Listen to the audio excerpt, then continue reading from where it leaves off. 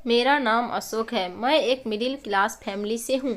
मैंने मेरे घर वालों को कहा था कि जब तक मैं अच्छी नौकरी नहीं करता शादी नहीं करूँगा। मैं बैंक के लिए तैयारी कर रहा था जिसमें काफ़ी समय लग गया। इस कारण मेरी उम्र 32 साल की हो गई, लेकिन मेरी नौकरी अच्छी लग गई थी। अब मेरे घर वालों को मेरी शादी की चिंता सताने लगी थी। उन्होंने कई जगह मेरे रिश्ते की बात चलाई, लेकिन कुछ बात नहीं बनी। हर जगह कुछ न कुछ समस्या हो जाती थी। इन्हीं सब बातों में 1 साल और बीत गया। मेरी मम्मी और पिताजी को जब ज़्यादा टेंशन होने लगी थी, वह सुबह शाम बस मेरी शादी की ही फिक्र किया करते थे। लेकिन फिर एक दिन उनकी कोशिश रंग लाई। काफ़ी दिनों तक ढूंढने के बाद एक रिश्ता आया था जो घर वालों को जम गया था। वो लोग गांव के थे और हमसे गरीब थे। घर वालों ने मुझे उस लड़की की तस्वीर दिखाई। लड़की अच्छी थी। मैं कहीं और शहर में नौकरी करता था। मम्मी और पापा ने लड़की को उसके घर जाकर देखा था। मुझे भी कहा था, लेकिन मैं आ नहीं पाया। मम्मी को लड़की पसंद आ गई थी।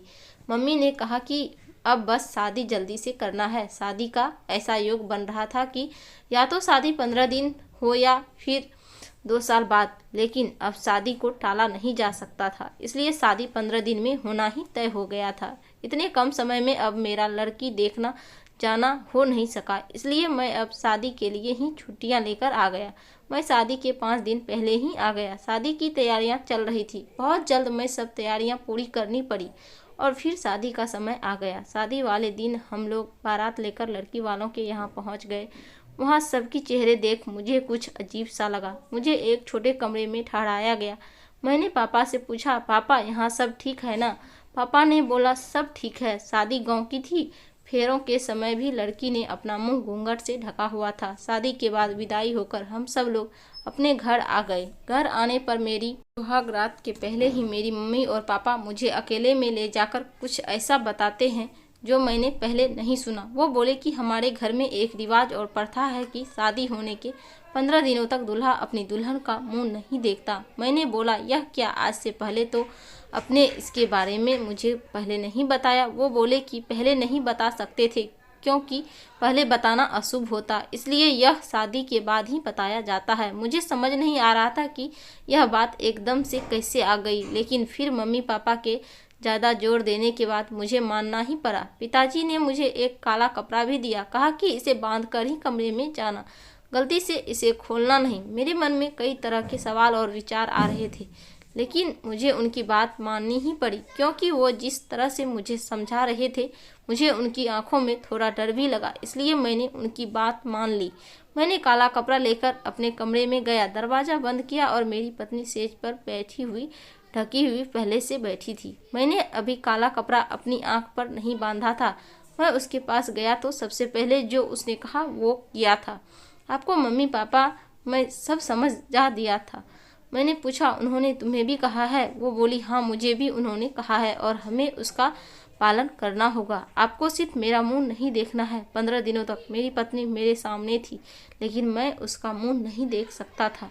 मैंने अपना काला कपड़ा उसे दिया और उसकी और पीठ करके बैठ गया।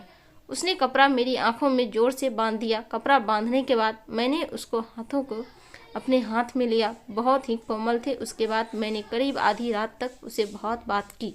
मैं उसे नहीं देख पा रहा था, लेकिन उसकी तस्वीर मैंने देखी थी। इस तरह बंद आंखों के बीच हमारे नए जीवन की शुरुआत हो रही थी। दिन में भी इस बात का विशेष ध्यान रखना पड़ता था। वह पूरा समय घूंघट में ही रहती थी। शादी के पहले मुझे प्यार क्या होता है इसका पता नहीं था, लेकिन शादी के बाद मुझे अपनी पत्नी से प्यार हो गया था। मैं बड़ी बेसब्री से 15 दिन ख़त्म होने का इंतज़ार कर रहा था। दिन दिन निकलते रहे और मेरा प्यार बढ़ता गया। आखिर 15 दिन हो गए। मैंने अपनी मम्मी और पापा से कहा कि आज 15 दिन पूरे हो गए हैं, कुछ पूजा या दूसरा उपाय तो नहीं करना। उन दोनों के चेहरे पर एक अजीब सी घबराहट थी। मुझे समझ नहीं आया कि क्यों वो लोग बोले, नहीं कुछ नहीं। मैंने उनसे फिर पूछा कि क्या कुछ बात है, आप इस तरह से क्यों लग रहे हैं? वो बोले, कुछ नहीं। उस रात मैं कमरे में गया, अब मेरे हाथ में काला कपड़ा नहीं था। मेरी पत्नी आज भी घूंघट ओढ़े बैठी थी। मैंने जाते ही उसे कहा कि आज यह घूंघट क्यों? मेरी पत्नी मुझे कहती है कि मैं आपसे कुछ सवाल पूछना चाहती हूँ। मैंने बोला, पूछो। वो बोली, आप मुझसे कितना प्यार करते हैं? मैंने बोला कि 15 दिनों में तुम्हें पता नहीं चला। उसने कहा कि इतने दिनों तक आपने मुझे देखा नहीं था। अब सोचो कि आपको ऐसा कुछ देखने को मिला जाए तो आपने सोचा भी नहीं था तो भी आप मुझसे उतना ही प्यार करेंगे या नहीं। मुझे उसकी यह बात समझ नहीं आई। मैंने कहा कि तुम यह क्या बात कर रही हो, मैं तुमसे प्यार करूँगा, तुम मेरी पत्नी हो। वह चुप हो गई। फिर आखिरकार मैंने वो किया जो मैं करना चाह रहा था। मैंने उसका घूंघट उठाया और घूंघट उठाते ही जब मैंने उसकी शक्ल देखी तो मुझे यकीन नहीं हुआ। यह वो लड़की नहीं थी जिसकी मुझे तस्वीर दिखाई गई थी, यह तो कोई और ही लड़की थी। मैंने उससे पूछा, कौन हो तुम? वह बोली, मेरी आवाज़ तो आप जानते हैं, मैं वही हूँ, आपकी पत्नी। मैंने आवाज़ लगाकर अपनी मम्मी और पापा को बुलाया। मेरी आवाज़ सुनकर वो कमरे में आए। मैंने बोला, अच्छा तो यह सब नाटक आपने इसलिए किया। यह लड़की कौन है? आपने मुझे तस्वीर तो किसी और की दिखाई थी। उनके चेहरे पर घबराहट थी। मेरी माँ बोली, बेटा हम इसी बात से डर रहे थे, बड़ी मुश्किलों से हमने तेरे लिए रिश्ता ढूंढा था। वह लड़की इसकी बड़ी बहन थी। शादी के 2 दिन पहले वो घर से चली गई। वह तुझे शादी नहीं करना चाहती थी। यह लोग फिर शादी से मना करने लगे, लेकिन हमने इसके पिता पर दबाव डाला था, धमकाया था, पहचान बताई तो उन्होंने दबाव में उसकी 2 साल छोटी बहन से तेरी शादी करवा दी। हम तुझे बताते तो तू हमें ऐसा नहीं करने देता। सच जानकर तू कभी शादी नहीं करता, इसलिए तुझसे छिपाया। तुम दोनों सही मायने में पति पत्नी बन जाओ, इसलिए 15 दिन वाला नाटक किया, ताकि बाद में तू इसे छोड़ नहीं सके। उनकी बात सुनकर मुझे यकीन नहीं हुआ। मैंने कहा कि आपने अपने बेटे की शादी के लिए किसी को धमकाया, आपने मुझसे भी झूठ बोला, आपको शर्म नहीं आई? आपने इस लड़की की मर्जी के बिना ज़बरदस्ती मुझसे शादी करवा दी, उसके बाद भी यह आप लोगों की बात मान रही है। मम्मी और पापा बोले कि हमने यह सब तेरे लिए किया। मैंने कहा, यह आपने मेरे लिए नहीं, आपने किया ताकि मेरे शादी के बोझ से आप बड़ी हो जाए। अगले दिन मैंने बिना कुछ बोले सुबह अपने काम पर चला गया, लेकिन वहाँ जाने पर मुझे लगा कि इसमें उस लड़की की क्या गलती है, वह पहले ही ज़बरदस्ती का शिकार हुई है।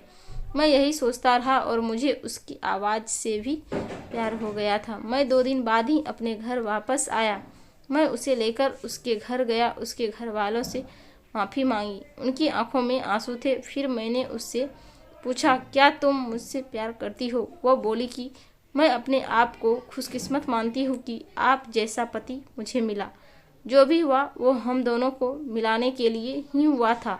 मैं आपके लिए और आप मेरे लिए ही बने थे, तभी अपने आप रास्ते बन गए। उसकी इन्हीं बातों पर मैं उसे और ज़्यादा प्यार करने लगता हूँ। अब मेरा फ़र्ज़ है कि मैं उसे दुनिया भर की खुशियाँ दूँ।